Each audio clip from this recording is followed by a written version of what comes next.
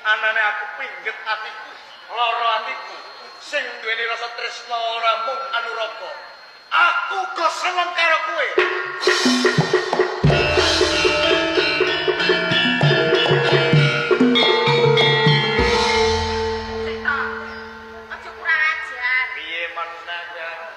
Sore. Jadi sampean kuwi tresno kelawan aku? Iya. Sampean kuwi meri kelawan Kakang Anuraga mergo Kakang Anuraga tresno lan aku mergo sampean uga iya. Aku yo tresno lan kowe. Ngene yo Kakang. Kepinye ora kembang sore. Kakang. Yen sampean tresno kelawan aku. Iya. Kepengin pek bojo lan aku. Yo kuwi sing tak karepke. Pengin urip bebrayan kelawan aku. Pancen bener. Ning emane yo Kak. Apa meneh? Aku kok tresno karo sampean.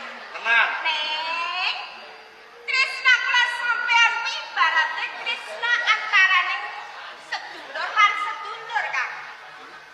Dadi kuwi tresnamu lan aku iki mung antarane sedulur. Bener. Yen sampean kepengin urip bebarengan kelawan aku. Sing gedhe pangapurane yo Kakang Andika. Mergo aku ra iso nampa sing dadi angen-angenmu kepengin omah-omah kelawan aku, Kak. Roro kembang sore. Apa, Kak? Apa kowe ora ngerti? Ora welas apa sing tak rasake. Roro kembang sore. Saben yen toh aku iso cedhak lan kowe. Aku rumangsa seneng. Kuwi tak ibarat yen toh aku nyemplung ana ing banyu biru. Adem rasane atiku. Lan ayem sak jroning batin. Nanging yen kowe cedhak marang Anuraga, kuwi rasane ngupus rucik atiku. Kaya-kaya aku ora ndedaya kekuatan kanggo urip. Kakak. Aku matur nuwun lan sampeyan. Mergo sampeyan tresnani aku. Kaya tresnani diripe badanmu dhewe. Nanging ngerten ono, Kak. Tresna kuwi ora bisa dipaksa. Tresna kuwi ora mawas. Endek dhuwuring pangkat derajat oke bondo lantung.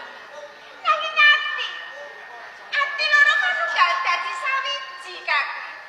Aku ora bisa yen aku kudu kianati kelawan Kakang Anuraga.